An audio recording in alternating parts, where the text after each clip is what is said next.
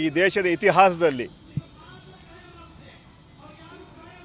ಯಾವತ್ತೂ 146 ಸಂಸದನ್ನು ಅಮಾನತು ಮಾಡೋದು ಯಾವತ್ತೂ ಕೂಡ ನಾವು ಕಂಡಿಲ್ಲ, ನೋಡಿಲ್ಲ. ಪ್ರಜಾಪ್ರಭುತ್ವ ವ್ಯವಸ್ಥೆಯನ್ನು ಸಂಪೂರ್ಣವಾಗಿ ಕಗ್ಗೊಲೆ ಮಾಡಿದಂತಹ BJP ಸರ್ಕಾರ, ಇವ್ರಿಗೆ ವಿಶ್ವಾಸ ಇಲ್ಲ, ಪ್ರಜಾಪ್ರಭುತ್ವ ಮೇಲೆ ವಿಶ್ವಾಸ ಇಲ್ಲ. ನಾಚಿಕೆ ಆಗಬೇಕು ಅವ್ರಿಗೆ. ಯಾಕಂತ ಹೇಳಿದ್ರೆ ಯಾವ ಲೋಕಸಭಾ ರಾಜ್ಯಸಭೆಯಲ್ಲಿ ವಿರೋಧ ಪಕ್ಷವನ್ನು ವಿಶ್ವಾಸ ತಗೊಂಡು ಅವರ ಟೀಕೆಗಳಿಗೆ ಉತ್ತರ ಕೊಡುವಂತಹ ಕೆಲಸ, ತಪ್ಪುಗಳನ್ನು ಸರಿ ಮಾಡುವಂಥ ಕೆಲಸ ಸರ್ಕಾರದ್ದು. ಆದರೆ ಅದ್ರ ಬಿಟ್ಟು ಒಳ್ಳೆ ಕೆಲಸ ಏನು ಮಾಡಲಿಲ್ಲ. ಅದು MP ಗಳನ್ನ ಹೌದಿಂದ ಆಚೆ ಹಾಕಿದಂಥ ಕೆಲಸ ಮಾಡಿದ್ದಾರೆ.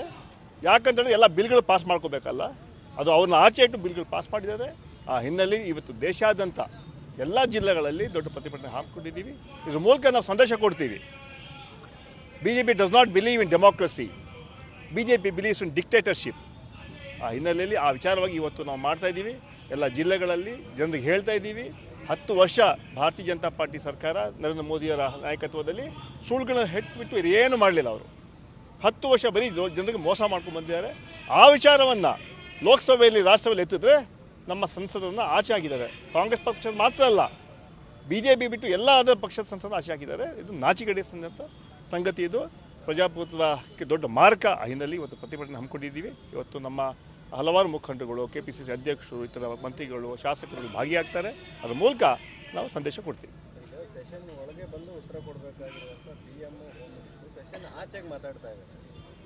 ಅವ್ರಿಗೆ ಧೈರ್ಯನೂ ಇಲ್ಲ, ನೈತಿಕತೆಯೂ ಇಲ್ಲ. ಯಾಕಂತ ಹೇಳಿದ್ರೆ 10 ವರ್ಷ ಸುಳ್ಳು ಹೇಳ್ಕೊಂಡು ಬಂದ್ರಲ್ಲ, ಅದಕ್ಕೆ ಉತ್ತರ ಇಲ್ಲ ಅವ್ರಿಗೆ. ಯಾವ ಸದನ ಇದೆ, ಅತ್ಯಂತ ದೊಡ್ಡ ವೇದಿಕೆ, ಲೋಕಸಭಾ ಇರ್ಬೋದು, ರಾಜ್ಯಸಭೆ ಇರ್ಬೋದು, ಅಲ್ಲಿ ಬಂದು ಉತ್ತರ ಕೊಡಿ ಅಂತ ಹೇಳಿದ್ರೆ ಆಚೆ ಬಂದು ಉತ್ತರ ಕೊಡ್ತಾರೆ. ಅವ್ರಿಗೆ ಧೈರ್ಯ ಇಲ್ಲ. ಕೇವಲ ಮನ್ ಕಿ ಬಾತ್ ಮೂಲಕ ಮಾಡ್ತಾರೆ. ಜನ ಇವತ್ತು ಮನ್ ಕಿ ಬಾತ್ ಒಪ್ಪೋದಿಲ್ಲ, ಇವತ್ತು ಕಾಮ್ ಕಿ ಬಾತ್ ಒಪ್ತಾರೆ.